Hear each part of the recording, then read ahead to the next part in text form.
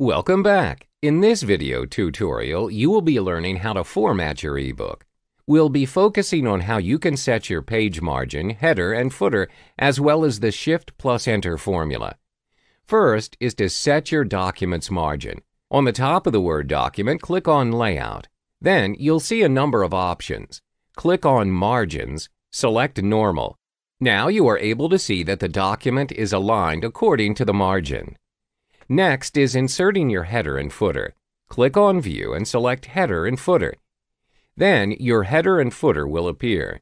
You can then type in your preferred header and footer. For this tutorial, I inserted content creation videos. What you type in will automatically sync with the number of pages that you have in your ebook. You can then click Close when you are done. Next is the Shift plus Enter formula.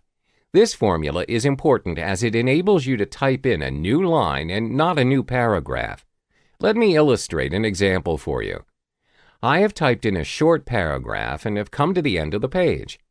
I use the Shift plus Enter formula, and it enables the content to remain in the same paragraph without adding any unnecessary gaps or spaces. By using the Shift plus Enter formula, especially when you have reached the end of the page, you are able to avoid unnecessary spaces between paragraphs as your content is dragged further down when you choose to use the Enter key. Hello and welcome back. In this video tutorial, you will learn how to create your table of contents in a systematic way. Your content will appear in a more organized and easy to comprehend manner. First, on top of your Word document, click on Document Elements. You'll then be directed to Table of Content. Then, you are able to view a small arrow heading downwards. Click on the arrow. A list of automatic table of content will show. You may then select whichever heading you want to apply on your table of content. For this video tutorial, I'm selecting Classic as my heading. As you can see, your table of content is yet to be completed as there are no entries yet. Therefore, the next step is to insert entries to your table of content. I've already typed in 5 different sections to be inserted. You now need to click on the Home option on your document. Then head to Styles. Before you click on anything, make sure you highlight the first sentence or heading of your section.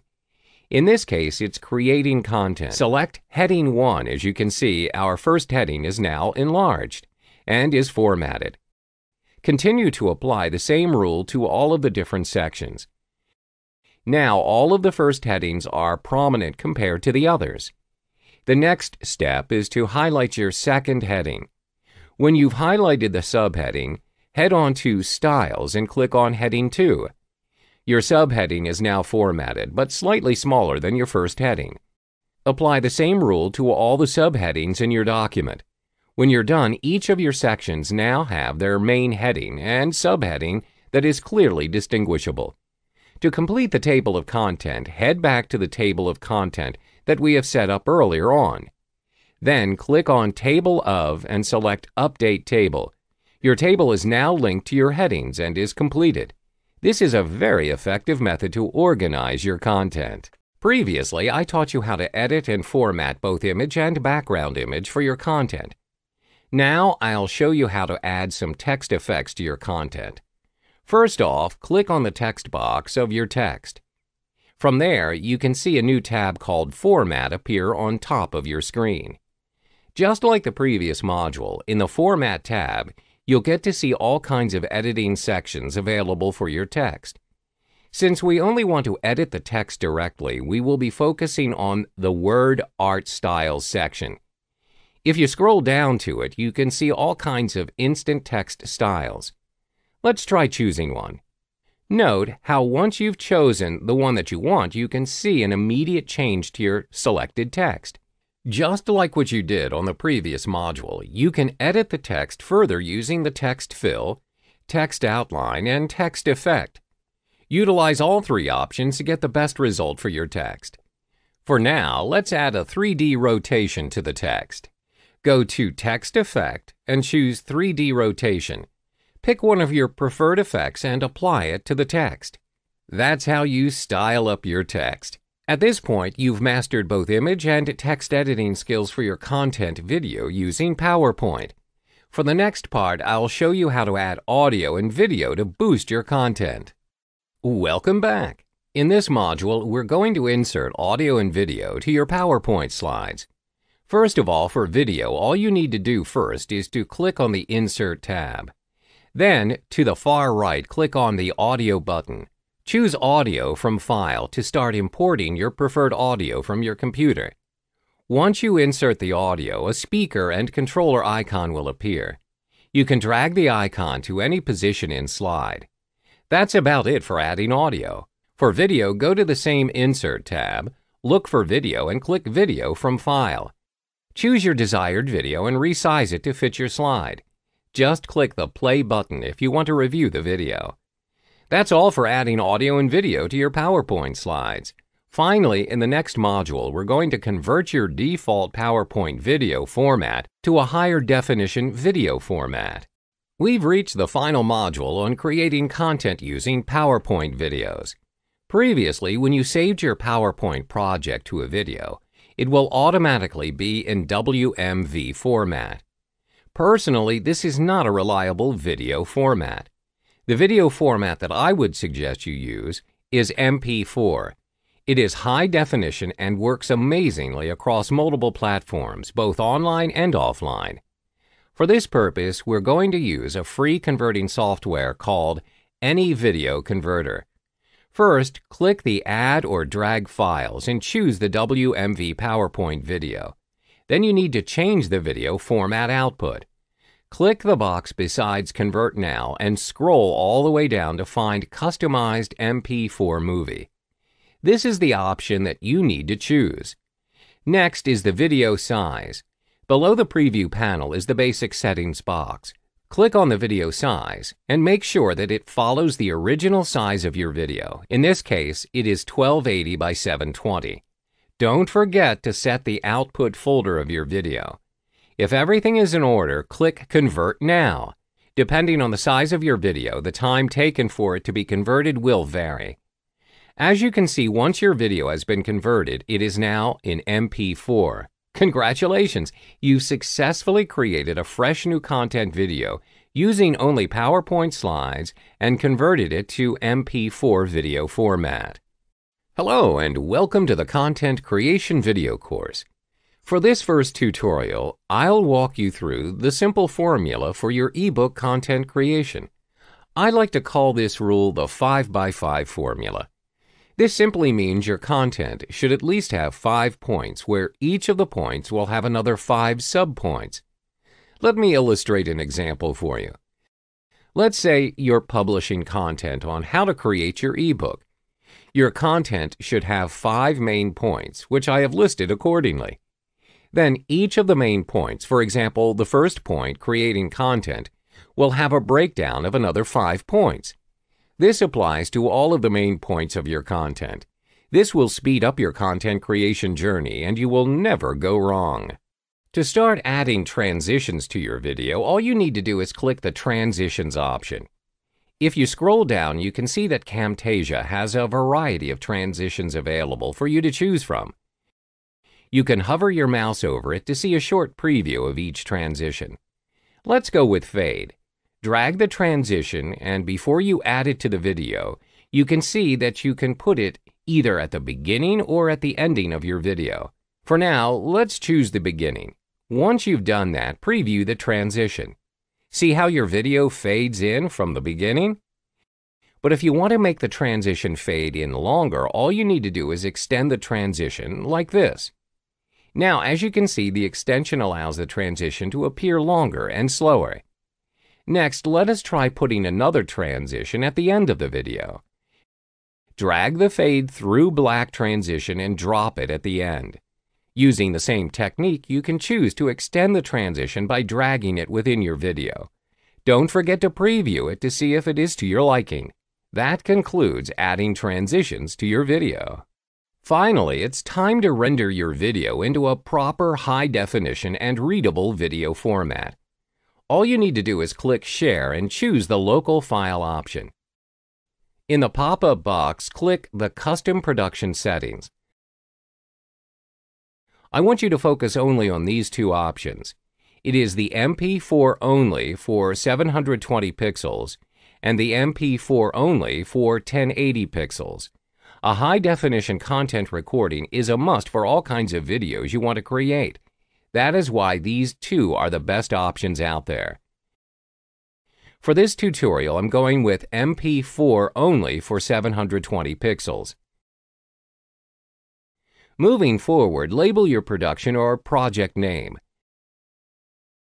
Don't forget to choose the destination folder on where you want to save it. Then click Finish. As you can see, a progress bar showed up. Wait for it to finish rendering and you will be notified that your production is complete. Click on Open Production Folder to look up on your video. There you have it. You've successfully recorded an on-screen content video and rendered it to MP4. Your content is now ready to be uploaded and shared across multiple platforms. In this module, I'll be showing you how to record your PowerPoint slides into a video format. Once you've prepared all your slides, what you need to do is click on the File tab and choose Save and Send. From there, look for Create a Video option. Choose the computer and HD displays out of the remaining three options here. I would recommend you to choose the first one because that's the size you would want your videos to be. For this option, you can choose to not use or use a recorded timings and narrations depending on your content. I'll choose the first one for this example. Also note how you can set the default transition speed on each slide. Let's just go with 3 seconds for each slide. Click Create Video, choose your file destination, rename it, and start saving the video. As you can see, the default video format is in WMV. Not the best video format out there, but we're going to change it later in this module. There you have it, you've recorded your slides into a video. For this section, I'll show you how to set your PowerPoint slides to a high-definition landscape mode. Click the Design tab. From there, click on Page Setup, and a window box will pop up. Click the drop-down button for and choose On-Screen Show 16 by 9 option. Make sure that the slide orientation is set to Landscape. That's it. This will ensure that your video will be saved at its best resolution for your content.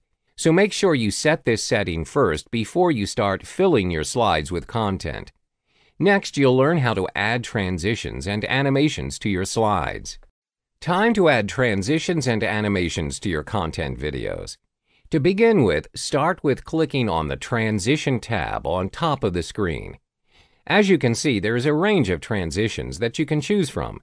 Simply choose one that you wish to put on your slides. Let's go with the Push option. Now, if you go to the Effect options, it gives you an additional effect to the Push option. You can set the direction of the effect from bottom, left, right, and top. What's more, you can allocate the time taken for the effect to be applied.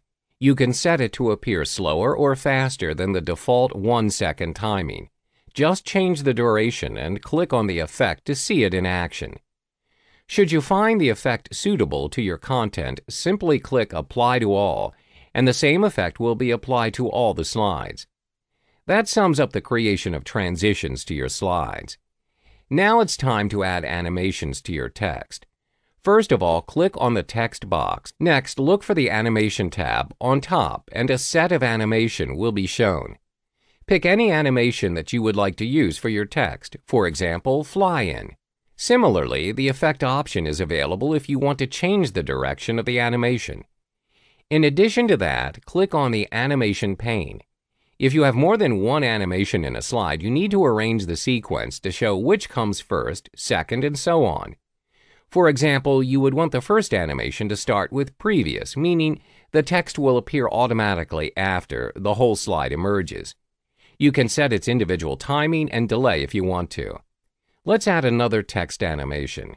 Choose an animation for the next text box and watch how the right pane adds its sequence at second. Finally, set it to Start after Previous. This will allow it to appear automatically after the first appearance. That is how you add transitions and animations to your PowerPoint slides. Hello and welcome back. In this video tutorial, you will learn how to properly insert the ebook cover you have created on canva.com. The first step is to head to the top of your Word document and click on Layout. Then proceed to click on Size, where it will display a number of document measurements. Select A4 as your standard document size. The next step is to insert the cover image you have created on Canva. Click on Insert and select Photo. Click on Picture from File. Search for the cover you have created and insert it in your document. When your cover image is inserted, click on the image. You will notice that a Format Picture option will appear on top of the document. Head to Wrap Text and make sure you select Behind Text. Then on the right-hand side of your document, the document size is displayed. You need to adjust the height and width of your cover image to A4 size, aligning it with the overall document size. The height of your image should be 29.7 centimeters, while the width is 21 centimeters. Now you may see that your cover image size is changed to A4. Click on the image and adjust it more to fit the document. However, you may notice that the size of your image may change slightly when you are adjusting the image to fit the document. That is completely fine. All you need to do is tweak the height and width of your image until it fits. Usually, the size will vary plus or minus 1.0. How to detect if you have properly inserted your ebook cover? This is when you can see no white lines on the sides as well as the top and bottom of your document. This means your cover image has occupied the whole space of the blank page. You are then good to go. How to convert to PDF and password protect your ebook. In this tutorial, I'll walk you through the steps in converting your Word document to PDF, as well as password protecting your completed ebook. The first step is to head to the top of your document and click on File. Then there will be a number of options for you to choose from. Select Export.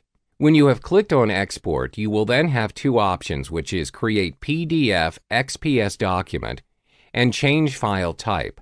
Select Create PDF XPS Document. A window will pop up once you have clicked on the selection.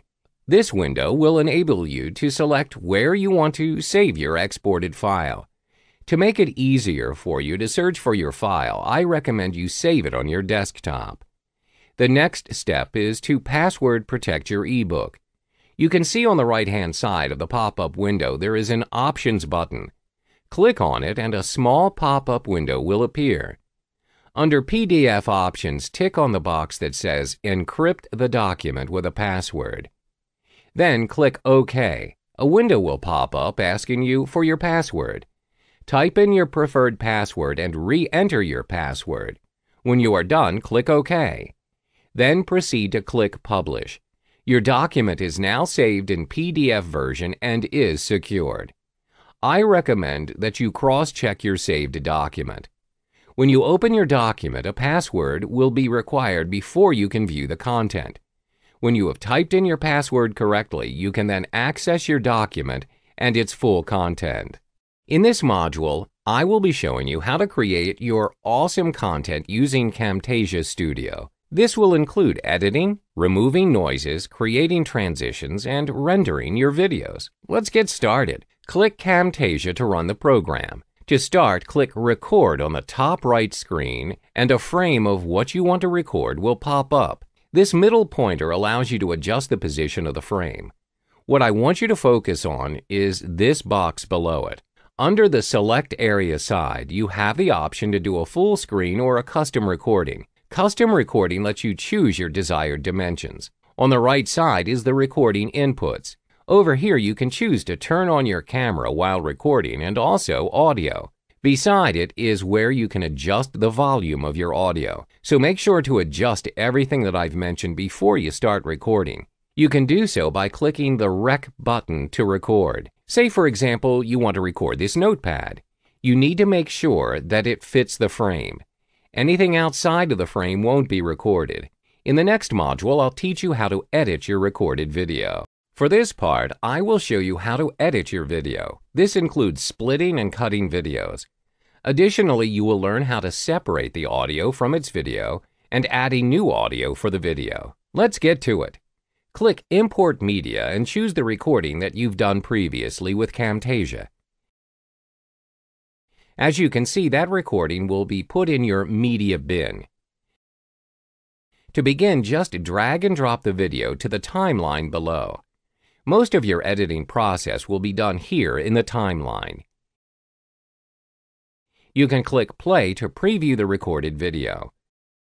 Before we begin editing, I would suggest you magnify the track by adjusting the magnifying bar here. You can also adjust the track height if you want a bigger view of your track. Moving on, say for example you want to cut the first part of the video.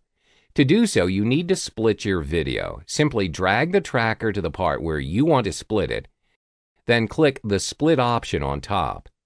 As you can see, you just separated the first part of the video from the main video.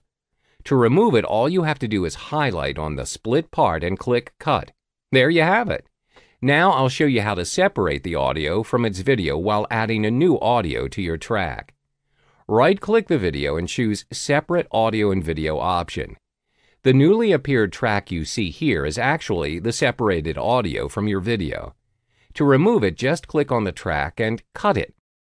With that, you've successfully removed the audio from its original video. Now it's time to add a new audio to your video. Click on this plus icon and choose Import Media. Then from the pop-up box, choose the audio you want to use. Drag and drop the audio into the timeline and you are done. Continuing where we left off, I am going to show you how to remove background noises from your video. All you need to do is click the Audio Effects option. Over here, you have some audio effects that you can choose from to manipulate your audio. To remove the background noises, just choose the Noise Removal option. Drag and drop the effects to your audio. As you can see, the effect is being automatically applied to your audio. Neat, right? That's all there is to it for the removal of background noises. In the next module, I'll show you how to apply transitions to your video. Welcome back. In this video tutorial, you'll learn how to record your podcast using Audacity. The first step is to install and set up Audacity. Audacity is a great software for beginners. You can download Audacity 2.1.3 via audacityteam.org. When you have installed Audacity, you will now need to download and install the lame MP3 encoder to export your recorded audio files to MP3 later on. The next step is to connect your microphone to your device. Check if the software recognizes your microphone by clicking on the drop-down menu next to the small microphone icon. If you can see your mic, select it. On the top left corner, you can see the pause, play, stop, skip back, and skip forward, as well as the record buttons. To ensure that everything is functioning properly, click the record button and record yourself for a few seconds. Now you can play back your recording to ensure that everything is working and sounds good. The next step is to start recording your podcast. Recording via Audacity is quite straightforward. Just click the recording button and record your audio. When you're done recording, you need to save the file in an MP3 format. To do this, go to File, then Export Audio. Next, select MP3 files in the Save as Type drop-down menu. You then name your file and save it to your desktop. Open your saved MP3 file and try playing it on your preferred MP3 player. This is to ensure your recorded audio is working. As mentioned in the first chapter of this video tutorial, when you have recorded your podcast, you would need to search for a place to host your podcast so it will reach your targeted audience. There are various platforms to host your podcast, such as SoundCloud, Podbean, Amazon S3, Podomatic, and so on. However, for this tutorial, we will only be focusing on SoundCloud as it is user-friendly, especially for beginners. The first step is to sign up for a SoundCloud account. All you need to do is sign up by using an active email address. Remember to use the name of your podcast as the name that displays on your profile. A confirmation email will be sent to you and you can then proceed using SoundCloud. The second step is to complete your profile information. Upload your profile image, add a description of your podcast to your profile's bio, which will then be used as your RSS feed description. In the links section, add links of your social media accounts. The next step is to adjust your content settings. On the Settings page, click the Content tab. You then need to choose a category for your podcast. There will be various categories to choose from and select what is related to your content. Then click the Contains Explicit Content box if applicable. Select the Include in RSS feed. You would also want to select Creative Commons license. This will protect your content. Now you can proceed to upload your audio file by checking on Upload on the top right of the page. The upload may take a while depending on the size of your audio file. When you have uploaded your file, you need to fill in the details of the file. This will be your podcast. You would also need to upload an image representing your podcast. When you're done, click Save. Your podcast is now officially published and your RSS feed is ready to be submitted to your preferred podcasting directories, such as iTunes and Stitcher. To submit podcast to iTunes, you need to head back to your settings page and click Content. Copy your RSS feed URL and follow the submission instructions on how to submit your feed to your preferred directory. You are now good to go. Hey there, in this video I'm going to show you how to configure your wishlist member settings after installation. As you can see, there are two types of configuration tabs itself. In the System pages, you notice that this is the page where you can choose to display members who try to access your protected content. For the default setting, you can see a very simple message that tells them that they are not able to view the members area. For starters, you may choose to leave them blank, or if you decide to have your own customized page, then you will enter the address of the page that will be displayed to the non-members. Now, I would want to bring your attention to something that you can monetize from. Scroll down the page and you'll see that there is an option called After Logout. Now, what this means to say is that whenever a member logs out of the members area, they'll be redirected to any address you want. In this case, you should take this opportunity to redirect them to a sales page of an offer or to an affiliate link. Once you're done, remember to click Save. You may choose to skip the other tabs. And now I want you to go to Miscellaneous, and you'll see that there is a list of options where you can choose yes or no. All of these are optional. What I want you to focus on is when you scroll down, there is this option called Show Affiliate Link and Footer. Select No. When you do this, the text powered by Wishlist will not appear on your login and registration pages. You may choose to change the other options any way you want, but most cases, leaving it by default will allow your membership to run as normal. Once you are done, you may click on Save and we will proceed to the next video. Hey there! In this tutorial, I'm going to show you how to create a new membership level within Wishlist. So, if you are starting on a new website, you will not see anything over here. Let's just proceed to add in a new membership level. We'll start off with the first membership level. Key in any name you want. If you plan to have different levels, you will do well to plan the name in advance. For example, I'm just going to call this Gold Membership Level. As you can see on the next column, your registration URL has already been created for you. You can choose to name it however you want, but I recommend you just leave it as it is, so it will be harder for people to guess your registration address. The next step is your redirects. How After Login works is that whenever a member logs in, he or she will see an existing web page of your choice. You can choose to leave this by default, or if you have already created a web page that you want your audience to see first, you can do so. I want to let you know that this is a good opportunity to show a one-time offer if you have any, and this will give you a chance to make money. The next part is called After Registration. This is the first page your member will see as soon as he or she signs up. Again, you can choose to leave this by default or send him or her to a specific web page of your choice. The following step is Access To. You're going to plan to have only one membership level for your membership site, then this will be quite straightforward, as you can opt for all of these options. Or you can just choose to leave these alone if you used to have different membership levels that have access to different pages in your website. Moving on is the length of subscription. If you are doing a monthly membership site, then it will make sense to put in every 30 days. When the payment does not go through, the membership will expire by itself.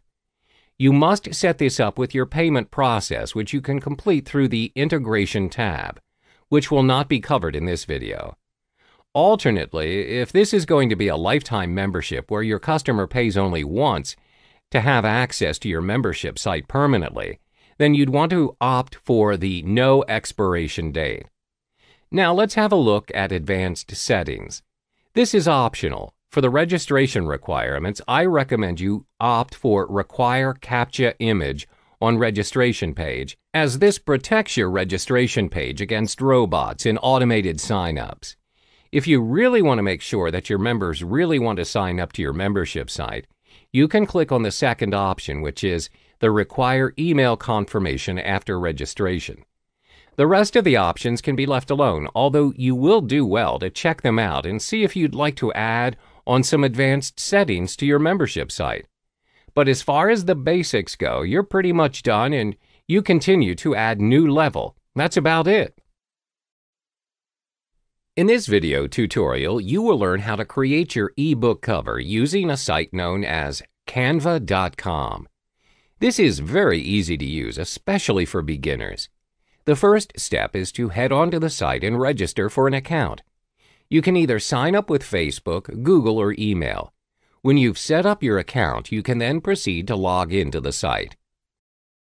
When you have logged in, at the left-hand side of the site, click on Create a Design. You will then be directed to Popular Design Types, where there are various designs for you to choose from. As we are focusing on creating an ebook cover, select Ebook. On the ebook page, you are able to view a blank canvas in the middle. Then on the left-hand side, there will be several options such as Layout, Elements, Text, Background, and Uploads. First, let's explore Layout. This option includes various designs for your ebook cover. Next is Elements. This option has 9 different categories to customize your cover. This includes free photos, grids, frames, shapes, lines, illustrations, icons, charts, and I love Canva. Let's click on Free Photos, for example. There are many free photos you can choose from to insert your cover.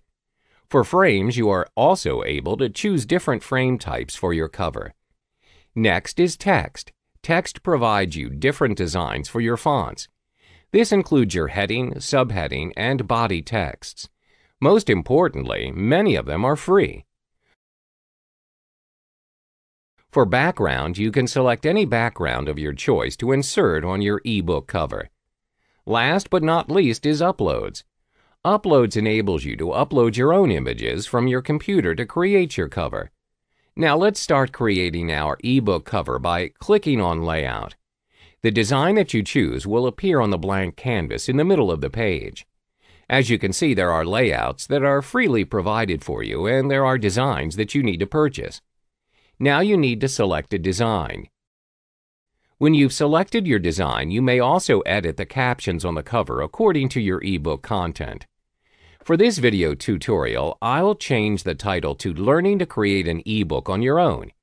You may also edit the author's name as well as the other minor descriptions of the cover. As mentioned before, you may also select different text styles apart from the ones readily available on the layout covers. You can also change the background according to your preference. But for this tutorial, I will stick to the original cover design provided. When you are done with your cover design, you can now download it. Click the Download button on the top of the page. You are then given a choice to save your file in JPEG, PNG, PDF, or PDF print.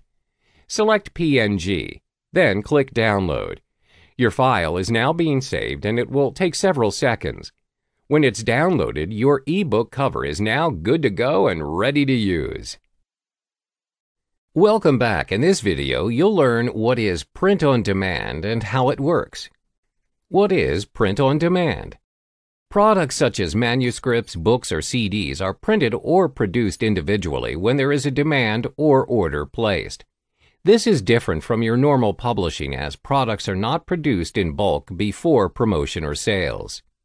Print-on-demand publishing has become more and more prevalent, especially among independent or self-publishing parties. How does print-on-demand work? It's quite simple. You only produce what is in demand. A print-on-demand publisher will have digital files of a product. They will only print or produce a product when it is ordered and will ship the order to the customer when it is ready. Let's illustrate an example. Let's say you have an audio home study course on how to lose weight by eating clean. You already have the readily made digital files and you do not produce it physical copy straight away. You only produce the physical CD when a customer orders or demands for it, regardless of the quantity. Why print on demand? There are 5 key benefits of print on demand. 1. Make more money out of your products. When you choose to publish with commercialized publishing companies, it will drastically affect your profit margin. For instance, the founder of Lulu.com, Bob Young, when he wrote his own book and had it published by a world-leading publishing company, only made $2,311 from the net profit of $500,000. Self-publishing enables you to set your price and profit from your own work. It also helps you to make money and save money. 2. No upfront printing or storage costs. No physical copies are held, therefore no bulk upfront printing costs are incurred. This also saves you the storage costs to store the printed copies. 3. Your product is readily available for sale. Unlike physical copies that are produced and printed beforehand, which require some time, when you print on demand, your products are ready to be sold anywhere and any time. All you need to do is convert your digital copy to a physical copy and ship your order. 4. Changes can be made almost instantly. When you detect an error or you need to improvise your content, you can easily make changes as you are dealing with the digital copy of your product. This takes time if you're dealing with in bulk, readily printed products. 5. Gives more control and power to self-publishers. You have complete control of the editing, design, as well as distribution process. You are also fully aware of where your money goes and the profit you make. Having listed out the pros of print on demand, there is a drawback of print on demand. As you are not producing your products in bulk, the cost may be higher. However, you are saving a lot from not spending money up front in the initial step. In this video, I'm going to show you how to record sound in MP3 using the built-in sound recorder and Audacity. Usually, when you record sound for voiceovers, you can use the built-in sound recording software, or you can download the Audacity software free online. First off, let's record sound using the sound recorder. It's really straightforward. Just open Sound Recorder and you will see something like this. Next, to record sounds, just click Start Recording, and as you can see, the software is recording your voice as you speak. After you've finished recording, simply click Stop Recording, and a window will appear prompting you to save your recording. Let's go ahead and save this, but first you can also select where you want to save this, and in this case, I've selected to save it on the desktop. And there you go, the recording is now successfully saved. The second recording software I'm going to show you is Audacity. You can find this online and download it for free. After you've downloaded and installed the software, open it, and you'll see something like this. This will be the main interface on which you can record or edit the sounds. On the top left portion of the screen, you can see 6 buttons, which are pause, play, stop, skip to start, skip to end, and record. To start recording sounds using Audacity, simply click the record button, and you'll see the software recording your voice. After you have finished recording, click stop to stop the recording. To replay what you have recorded, click play again. And to stop it, click stop. After you're satisfied with everything, you can go ahead and save it. Click on File, and then Export, and then select MP3 as the file you want to save. At this point, you can also select where you want the file to be saved, and in this case, I selected desktop. Click Save. Then a new window will appear, prompting you to insert the details of the sound clip you have created just now. The fields are artist name, track title, album title, track number, year, genre, and comments. You can fill these out if you want. After that, you can go ahead and click OK. So there you have it. That was how you record sounds in MP3. In this video, I'm going to show you how to record high-quality audio. Having your sound clips in high quality is essential because it will help the overall quality of your sound clips, which will be very important when you do voiceovers for modules or videos. There are three main components that play a big part in ensuring you record the highest quality audio possible, and they are the environment, the recording device, and your voice. The first component is the environment. It's important that you do your recording in the most conducive environment possible. This is because ambient sounds like traffic, conversations, the hums and buzzes from the air conditioning and fans could reduce your recording quality. For home recording, it is best to have a special room for recording purposes. However, if you don't have it, a quiet room with sound-absorbing objects inside will work too. The objects can be a closet, paneling, wood boards, beds, chairs, sofas, shelves, and curtains. This is to reduce echo bouncing from the walls, floor, and ceiling, which can reduce the recording quality. You can also invest in making a special booth for recording. However, if you think that buying a ready-made recording booth to be too expensive, there are lots of videos online that can teach you how to build your own recording booth at home. The second component is the recording device. This is the most obvious component. No recording can be done without a recording device like microphones or specialized sound recorders. As you may have known, to get high-quality voice, you must go for the premium devices, which unfortunately are very expensive.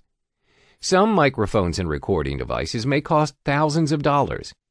Don't fret, however. There are actually very affordable microphones that produce very high-quality sound. One such example is the Blue Microphone's Yeti. This is because it has studio-quality sound recording, which is a big plus if you want high-quality audio. It's also very affordable. You can get this online for lower than $150. The third is also the biggest advantage. It's plug-and-play properties. You just simply plug into any USB port on your computer, do some simple settings, and you're ready to record. The third component is the source of the sound itself, which is your voice. The main goal of voice recording is to produce crisp, clear sound recordings with a clear voice. If this cannot be achieved, you may find that your recordings are less than satisfactory. During recording, it's worth it if you speak slower. Basically, you slow down a bit from your usual speaking speed. This is because when we speak naturally, we have no interruptions in our speeches compared to recording. Even with a script, you may find yourself stumbling around and speaking in a very unclear way if you try to speak too fast from a script. This brings me to the third point, which is practice. Before doing the final recording, I highly recommend you do 2 to 3 practice recordings and hear them back. This way you can fine-tune your voice, tone, and speed, ensuring the final recording to be your best. The biggest thing that can help you here is a script, which will help you with your speech and ensure a smooth recording session. So there you have it. That was how you can improve your sound recording and produce high-quality audio all the time, every time. Hello and welcome to the podcast video tutorial. In this tutorial, I'll walk you through the steps in creating your own podcast to market your brand and content. First off, what is a podcast?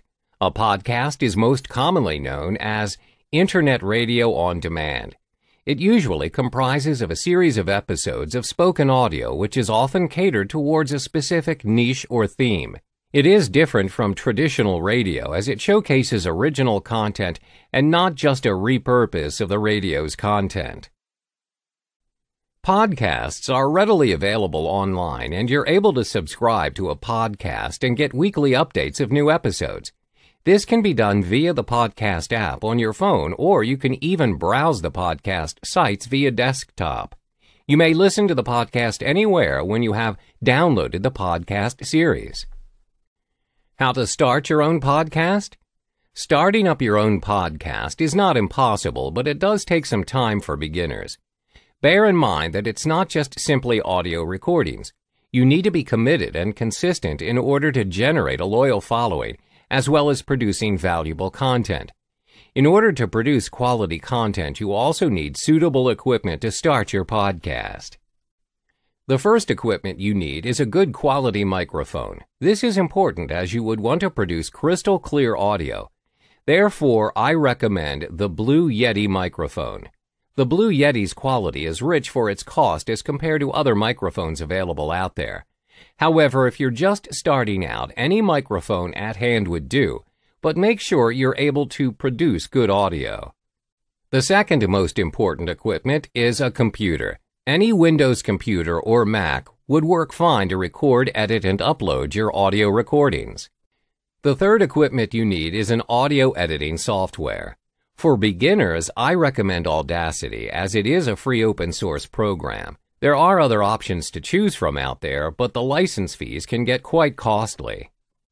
When you have all the suitable equipment at hand and you've recorded your audio, you will then need to search for a place to host your podcasts.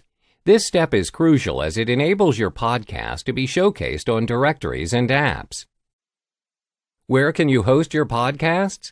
There are a number of places to host your podcast. 1. SoundCloud. You can host your podcast on SoundCloud for free. The good thing about SoundCloud is that you can publish your audio almost instantly on the site itself. This makes it easy for you to share your podcast on various social media platforms. 2. Podbean. Podbean provides multiple platforms for hosting. The service also has its own iOS and Android app for listing. 3. Podomatic. This site is very user-friendly and offers free hosting with a sufficient bandwidth and storage for podcast beginners. There's also a Pro option that allows you more bandwidth. 4. Amazon S3. Amazon S3 does offer a free plan, but your storage is quite limited. They offer a paid service, which is dependent on the storage and bandwidth you use. When you have hosted your podcast, you can now search for directories to get your podcast listed on. There are various platforms where you can get your podcast listed. However, most podcasters will recommend that you get listed on iTunes. iTunes is the most popular directory and has the largest reach as compared to the other directories. Welcome back. In this video tutorial, I'll walk you through the 5 tips to create compelling podcasts. There are 5 tips to produce unique, quality audio content. 1. Focus on your niche. 2. Choose a strong name. 3. Create a cover image. 4. Insert theme music. 5. Add podcast chapters. Firstly, focus on your niche. As you may know, there are various existing podcasts out there. However, you do not need to create an entirely new podcast even though most of the topics are already covered. All you need to do is repurpose and have your own spin of the topics. Make sure you identify your niche as well as your audience. It's better to be as specific and clear as possible on what you want to venture into. For instance, if you choose to create a podcast on internet marketing, you may focus your podcast on how to be a successful internet marketer. The second tip is to choose a strong name for your podcast. The name you choose for your podcast is important as your audience will search for your podcast using it. It also reflects exactly what your podcast is about. Thirdly, you need to create a cover image for your podcast. This is the first thing your audience will see once they come across your podcast. Therefore, it must be captivating enough to attract their attention. An image is also required if you wish to list your podcast on the iTunes directory. Make sure that your podcast cover is also related to your content. The fourth tip is to insert theme music. This will make your podcast more memorable to your listeners. You may access free tunes for your podcast on sites like Free Music Archive and Vimeo's Music Store. The fifth tip is to add podcast chapters. This gives your users more control on what they choose to listen to. They can skip or select segments that they choose to listen to. They work like chapters in a book. When arranging your podcast in chapters, it represents your podcast in a more organized manner.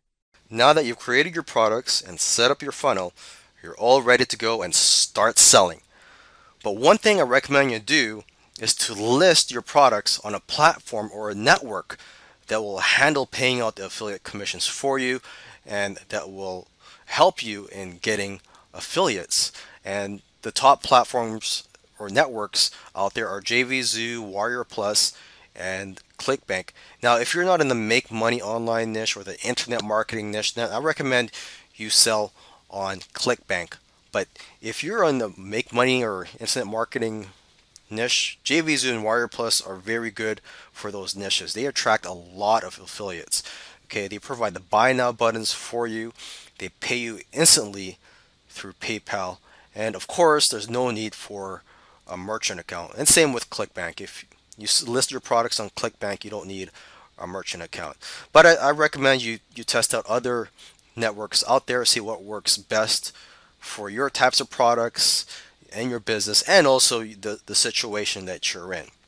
Okay, so lastly, I want to provide a case study in this video. It's my case study. I had a product launch on JVZoo in January of this year. I had it open for 7 days. I generated between 15 to 20,000. I'm not sure the exact numbers. I'm just estimating here.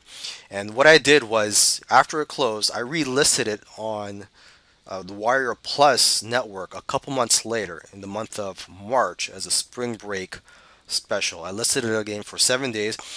It probably did around half the amount of sales as it did on JVZoo originally. But probably, the reasons for this were that I listed it too soon. Okay, and a lot of the affiliates who promoted the second time, they also promoted the first time, and so a lot of their customers and subscribers were already exposed to this product, and a lot of them already bought it the first time they saw it in January. Okay, so there could be various other reasons, but anyways, I listed it again on the Warrior Plus network in the month of May. So this is the third time of me launching this product, and again, I didn't change anything for the product. I didn't update it. I didn't do anything for it. I just relisted it on Warrior Plus in the month of May as part of my birthday special, and I listed it for 3 days, and to my surprise, it did the same amount of sales, if not more, than when it originally launched in January for that 7-day listing. So that just goes to show you that things are very unpredictable in this business. It's best for you to test things out, because what works for me may not work for you. You just got to go out there and just execute and just put in the work. Now, one of the big keys to your success is going to be the promotion efforts of your affiliates and your JV partners. Okay, so once you've created your funnel, you've listed your products, now let's go ahead and focus on launching your product. You need a JV page. Actually, this is optional, but if you have a JV page, you know what? You're going to be taken more seriously by potential affiliates and JV partners. When I'm looking to promote something as an affiliate, I'm looking for products to promote. If they don't have a JV page, chances are I'm not going to promote the product.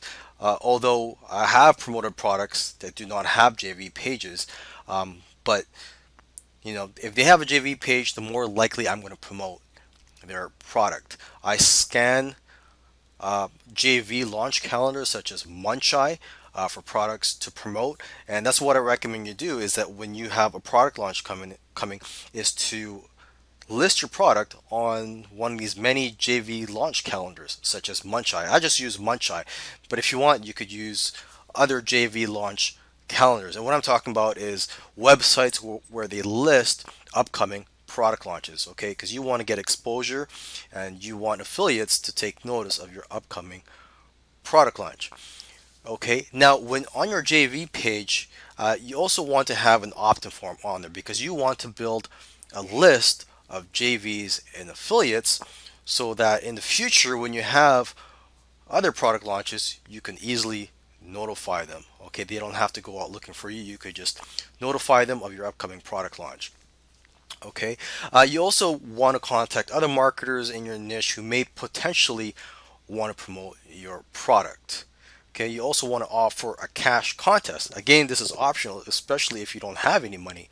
But if you do have the capital, you can go ahead and hold a cash contest to attract affiliates. You can offer cash prizes for the top 10 affiliates.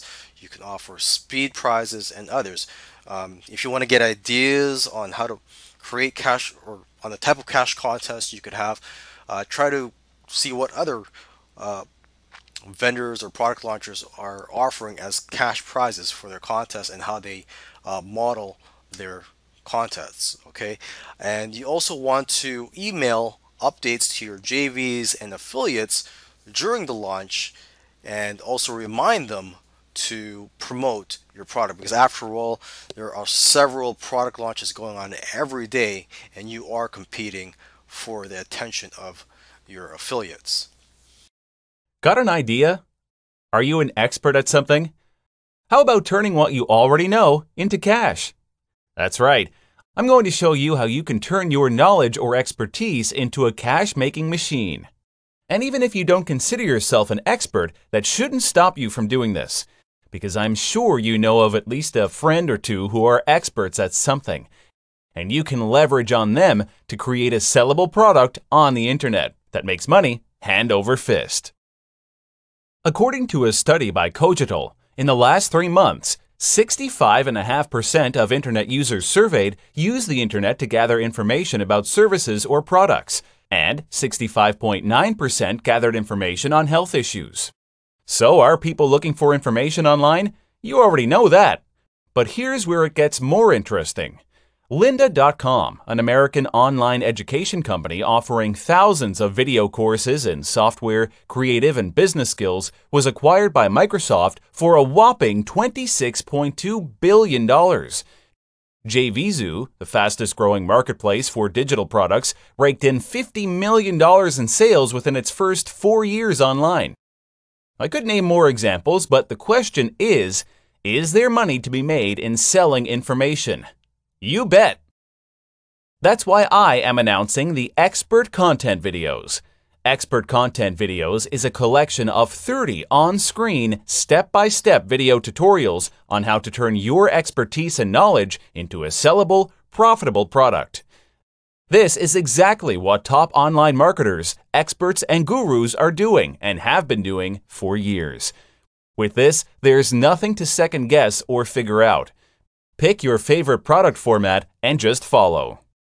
This works for coaches, trainers, speakers, consultants, authors, teachers, bloggers. As long as you have a skill or knowledge people are willing to pay for, and you haven't productized your knowledge just yet, then this is for you. And like I've said, even if you don't consider yourself an expert, there are many other experts out there you can do a joint venture with and offer to work with them. Finally, you get a proven, tried, and tested blueprint to productize your knowledge or even other people's and create a massive income stream through the internet. And the best part is, this can run without you and continue to make money for you even while you sleep. Quite unlike how you have to trade your time for money actively as a consultant or coach. Take action today. Place your order now. Welcome back. In this video, I'm going to show you how you can further personalize your pages and posts in WordPress using personalization texts, or also known as shortcodes given by Wishlist. First up, I'm going to show you an example of what you can do. It doesn't matter what theme you're using. First, click on Edit and add in Post. Again, this is just an example. What I want to draw your attention to is there is a section here called WLM Shortcodes. When you pull down this menu, you will see that there are shortcodes. Then there will be a list of shortcodes where you can further add into the content of your website. For example, WLM underscore first name and WLM underscore last name means that your member's first name and last name has already been added into the membership site. Another element you would want to focus on will be the WLM_login form. You can choose to put this anywhere on the page in the widgets. Therefore, whenever someone logs into the membership site, the page will be further personalized. So here's an example. I'm going to add in a short code, which is the WLM_first name. Now I'm going to click Update or Save and view the page. As you can see here, the name of the member is already embedded into the page. This is good for you as it allows your membership site to be widely personalized, as well as giving a better experience to your members. Hello and welcome back. This video tutorial will teach you how to protect your pages. When you have your contents ready to go in your WordPress site, the next thing you would want to do is to tag the pages. That's the purpose of having this membership script. So when you're in the draft mode for pages, and if you scroll below, you may see the wishlist member option. The default setting is listed as No, do not protect the content. Non-member can access it. Therefore, anyone can access it. This page is meant for paying members only, so the next thing you would want to do is opt for Yes, protect this content, members only. The next question you'll be asked is select the membership level that can access this content, which means who can access the content. Therefore, if you have only one membership level, then opting for Charter will make sense. However, if you have multiple membership levels, you will have to decide which particular membership level will have access to this page.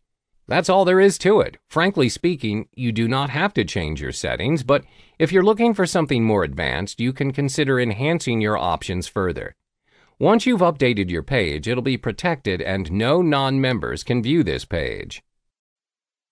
Hello and welcome to the Physical Publishing video tutorial. In this tutorial, you'll learn how to produce your CD using Kunaki.com. Kunaki is a free site provided for free which specializes in print-on-demand CDs and DVDs for audio, video, ebooks, games, or data. The first step is to type in Kunaki.com, and you'll be directed to their homepage. Then you click on Customer Login on the right-hand side of the page. If you're new to Kunaki, you need to create a new account to access the site by clicking on the New Publisher/Product option on the above tab. If you already have an account, all you need to do is to log in using your email and password. When you've logged in, you can view your account details. This traces back your activities as well as your previous product creation via Kunaki. To create a new product, click on Create and Submit New Product. You'll then be directed to the Create a New Product page where you can see various options available. For now, all you need to do is to focus on the first three options on the page, specifically the Artwork Dimensions tools. This is where you create an artwork for your CD. Click on the option here, then you are able to view a page where it enables you to design your CD disc, the front case booklet panel, the inside booklet panel, as well as the back tray card. As you can see, each design already has a default design, which is Beethoven's character for example purposes. You are able to customize your own design based on your preferences. You can also view the available fonts for your designs. There's a range of fonts to choose from. The first step is to design your disc. You may select your own image from your files to be uploaded. When you have selected your image, it will then appear on the disc. You can then adjust the image by zooming in and out or adjusting it to the left or right. There's also a reset button to start again.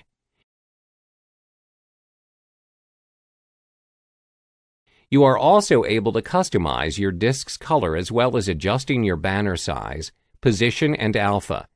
You can then proceed to insert the title for your disc. This depends on the type of content you're selling. For this tutorial, let's say you're selling an audio content on how to create an ebook. You can always change the type of font as well as adjusting the color and size to suit the theme of your content. You can then apply this to the subtitle as well as the footer of your disc design.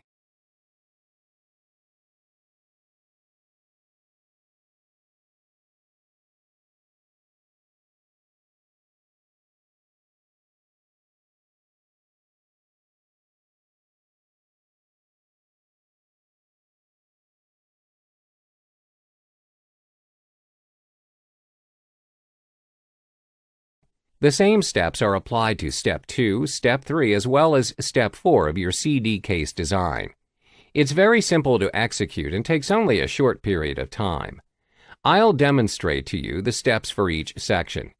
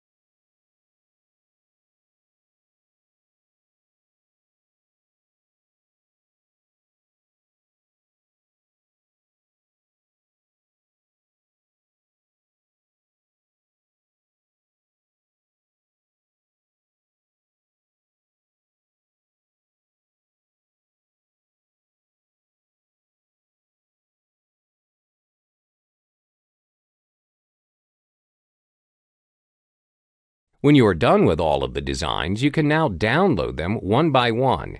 On the right-hand side corner of each section, you can see View and Download Full-Scale Image in a new window. Click on that option. When you've clicked on it, a new window will appear where a preview of your completed design is shown. Right-click on the image and Save Image As. Name your file and select where you would want to save it. Your image is now saved and ready for use. Follow the same steps for all designs.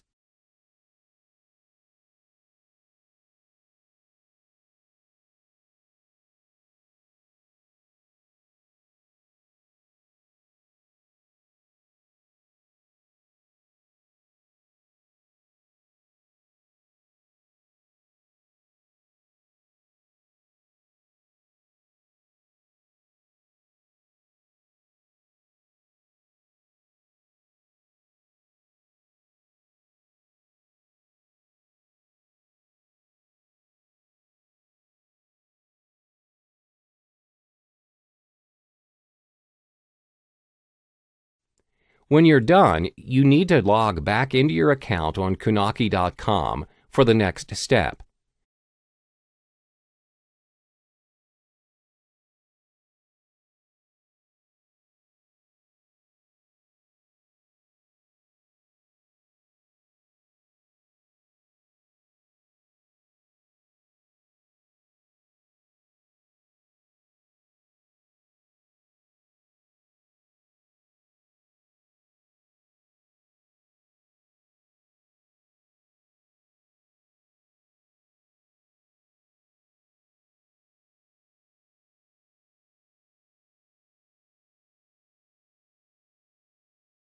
Then, when you are directed to your account, click on Create and Submit New Product.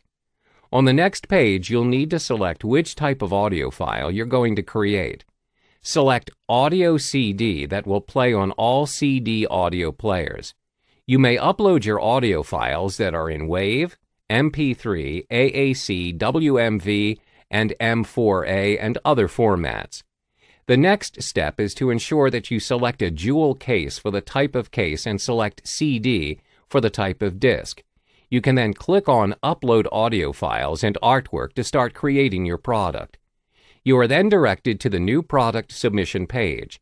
This is where you need to upload the disc designs that you have created and saved earlier on. You'll do this step by step.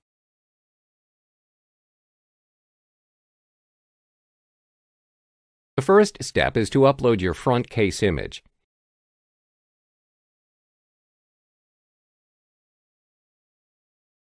This is followed by the inside case sheet and the disc image.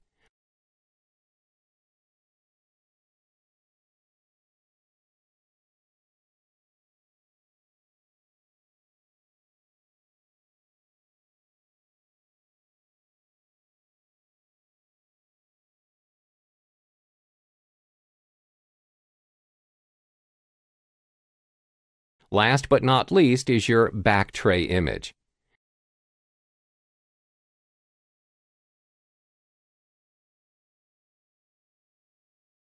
When you've completed all of the steps, you will then need to upload your audio files. Make sure that the audio files tally with the chapters you have included in your disc design. Name the audio files according to the chapters.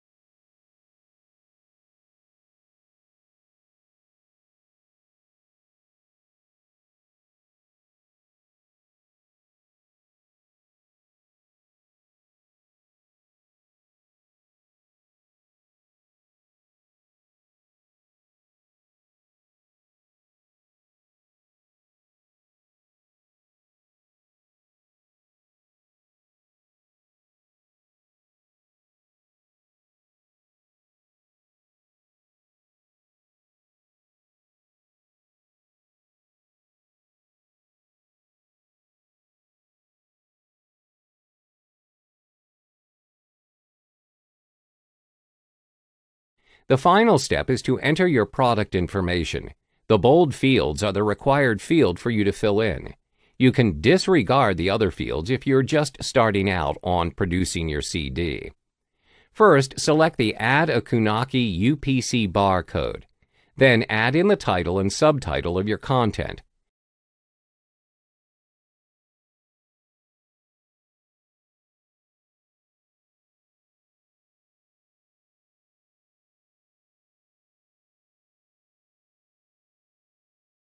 Fill in the release date of your CD and the label.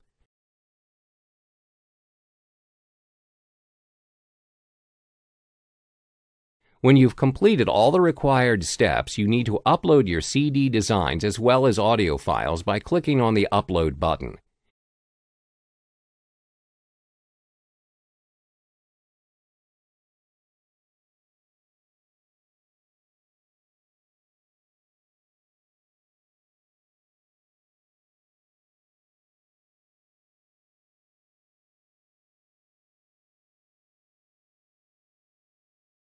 The audio files may take some time to upload depending on the size.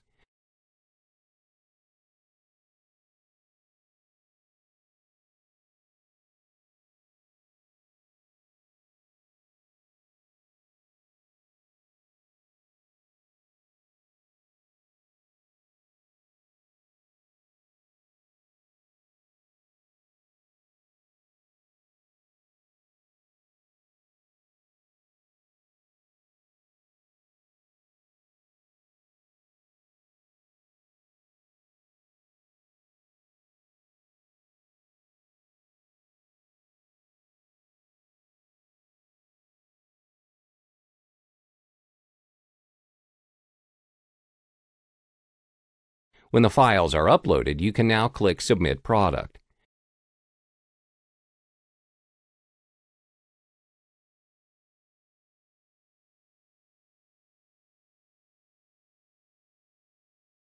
When you have submitted the product, you will be directed to a page where it shows the status of your product.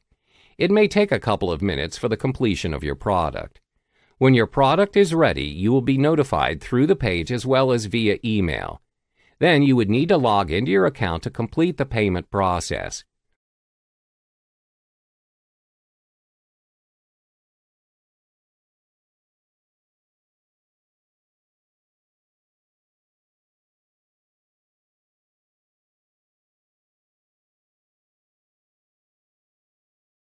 On your page, head to your products and click Configure.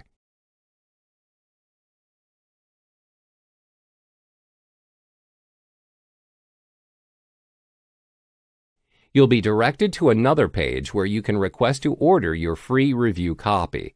This is important as you will have an idea of how your product will appear and make tweaks along the way. All you need to do is fill in your details.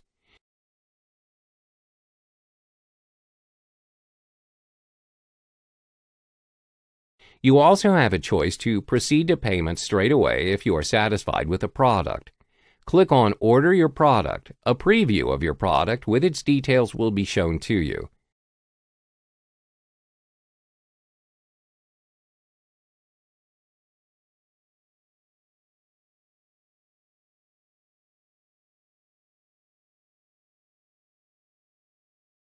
Various payment options are made available for you. All you need to do is fill in your payment details. The pricing details are also made available for you depending on the quantity you are ordering.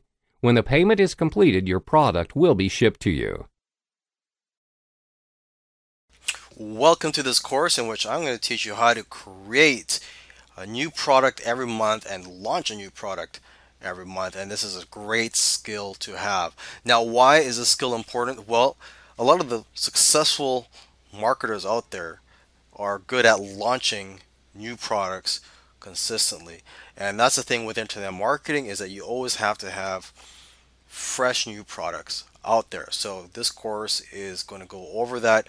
I create new products every month for a membership, and sometimes I choose to also launch them. So in terms of the product creation part, I've got that patted down. It's become second nature for me to create products. So I'll give you some tips on how to do that in this course. And I will show you all the other things you need to do in order to have a successful launch. In this video, I want to show you how I generate ideas for the products that I create. And what I try to do is I just try to get ideas from other products. I try to see what the hottest selling products are, and then I just try to create a course on that topic. I try to make the product better, or I try to make a product on that same topic but from a different angle, or I just try to use my own voice. Okay, so here I am on warriorplus.com. This is a network where you can find products for sale. This is where you can sell your products, or this is a network where affiliates can find products to promote. Okay, you can go to the deal of the day. This is the product of the day chosen by the owner of warriorplus.com, and usually these are high quality products. Okay, so basically you want to model your product on best selling products or high quality products. You could also go to top products of the day, which you can see here, the list of the top 10 products. You could also see the top products from the day before, or the last 7 days, or the last 30 days. So you could just go down this list and look for a product that resonates with you, or something that you'd be interested in learning about. So number one here, it says powerful software. So obviously that's not going to apply to you. Number two is companion publishing profits. If you're interested in something related to that, you click on that. Something that caught my attention here was number five, passive profits masterclass. And this looks like a course that teaches about how to get passive income streams. So that's something I'm interested in. So I'd probably click on that, read the sales page, and I'd probably even buy the course and try to get ideas from it. And if you don't want to spend your own money, you could just read the sales copy, just try to guess what it's about, and then go on Google and do your own research and just try to create a product similar to that, but just based on the information you derived from a different source. Okay. Aside from warriorplus.com, you could also go to the warriorforum.com, and this is a forum for internet marketers, and you just go to the Warrior Special Offer section, and these are products being sold by other marketers here. And again, you want to look for a high quality product, or product that's a best-selling product that has sold thousands of copies, because if you create a similar product to that on the same topic, chances are likely that people are going to buy it, right? Okay, so there's the warriorforum.com. There's also jvzoo.com. I'm not logged in right now, but if you have a JVZoo account, or if you register, when you're in the site, when you're logged in, you could see what the top selling products of the day are, or the last 7 days, and so on. So it's a similar idea to what I did on the Warrior Plus network. Okay, so those are the main ways that I generate ideas for creating my products. Okay, so let's talk about writing your sales letter, and this is something that's usually done after creating your product, although sometimes it can be done before or while you're creating your product, because when you're writing your sales letter, you could get ideas of what you're going to be talking about in your product. Okay, so this is something that I do sometimes, and sometimes I write the sales letter afterwards. So it all depends on the situation. Now, if you do not know how to write sales letters, you could outsource this, or you could just learn how to do it yourself. You're going to have to invest in books and courses. Of course, you could also learn for free. You could do a Google search. Maybe there might be some YouTube videos that teach how to write sales letters, or how to copyright. And yeah, and you also want to learn from reading other sales letters. Okay, you could actually just copy some of them, not word by word, but just copy how they're done and just put in your own words, put in your own story. So that's one thing that most marketers do, is to try to collect a swipe file. Okay, try to have a swipe file of over 100 or even hundreds of sales letters that you can copy or take notes from. Okay, but of course, do not plagiarize from anybody. Okay, another option to writing your sales letters is to use software tools. There are software tools out there that can create the sales letter for you. You just open up the software and you just answer a few questions, such as the name of your product, the benefits and features, and so on. Now, the problem with these software tools is a lot of times the sales letter that it puts out it seems like it was written by a robot, so you may have to do some editing. And for that, I recommend you buy this book on Amazon. It's called Bon Halbert's, actually it's a book by Bon Halbert, and the title of the book is The Halbert Copywriting Method Part 3. And Bon Halbert is the son of the great copywriting master Gary Halbert. Okay, but the Halbert Copywriting Method Part 3 teaches you how to edit a rough draft of a sales letter. So this is great for editing sales letters that are created by these sales letter software tools. Okay, it helps you or it teaches you how to smooth it out and make it more appealing. Okay, great. So you created your product and you've written your sales letter. Okay, so now you're good to go. But if you want to increase the value of your product or your funnel, it's best if you add upsells and downsells. Now, again, this is optional, but this is going to increase your chances of success because you're going to make more money if you offer upsells and downsells, and you're going to attract more affiliates. So if you're not familiar with funnels, usually the way they work is you have a product that you would sell, and then when people buy your product, they would immediately be taken to an upsell offer to buy something that's related to your main product, and you could sell this for a higher price. And if they turn that down, they could be presented with a downsell offer where they could buy that product for a lower price. But of course, you would just take out some bonuses or have some reason for offering them a discount on that upsell. Okay, so every business that I can think of offers upsells. Amazon, McDonald's, it doesn't matter what business you're in, you need upsells to increase the sales you make per customer. Okay, and now when you're building these funnels, a great tool you could use is ClickFunnels. It's a software tool that I use to create my own sales funnels. It makes it a lot easier. Okay, so upsells and downsells, creating them can be a lot of hassle, especially if you have more than one upsell. Some marketers create up to 3 or 4 upsells. Okay, now another alternative to this, if you don't want to create more products to offer as upsells in your funnel, instead of creating more products, you can just offer the resale rights to your main product, and also private label rights if you want. So basically, let's say you have a product on how to drive traffic to your website. You would sell that on the front end, and when people buy that, you could offer them the opportunity to buy resale rights so that they can resell that course.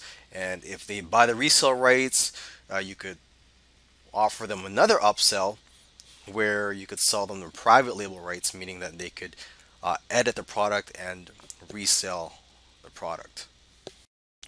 Doing the research is usually the most difficult and time-consuming part of product creation. Once you've taken down your notes and you've finished your research, it's time to start creating your product. And there are many ways to create a product. You could write an ebook, you could outsource it, you could create audio lessons, and so on. And what I do is I just create video lessons. For me, that's the fastest. I don't have to worry about sitting down and typing down a 10-page document. You know, what I do is I type down, or I brainstorm on the Word document, a list of the topics that I'm going to be talking about in my video course. I try to brainstorm a list of, say, 10 topics at least, and then I talk about 5 to 7 of them, whatever you feel comfortable with, as long as you're providing quality content to your customers, because they are going to be spending their hard-earned money on your product. You don't want to sell them a piece of garbage, so you got to make sure that your customers are getting something out of your product. Okay, so that's one of the first things you do after you've done research. You brainstorm a list of the topics for each video lesson in your product. Okay, and what I use is Camtasia to record the screen. If you can't afford Camtasia right now, you could do Google search for free software tools, video creation tools, or screen capture tools online. Okay, and so yeah, that's what I'm doing right now here. As you can see, I just use a Word document. You could use a PowerPoint if you want, but for me, I just try to be simple and try to make it as easy as possible. So what I'm doing here is creating a video screen capture of me talking about these notes that I've typed down on my Word document. Okay, I've got the title of the video topic here, creating your product. So as it says here, it's what I'm doing right now. Okay, so hopefully I've got my message across here, and this is the way I create my products. I'm not going to go into how to write your own ebooks or other types of products because that's just not what I do. So with that said, hopefully you learned something from this lesson and how easy it is to create your video lessons. Okay, so we're going to move on to the next video lesson here.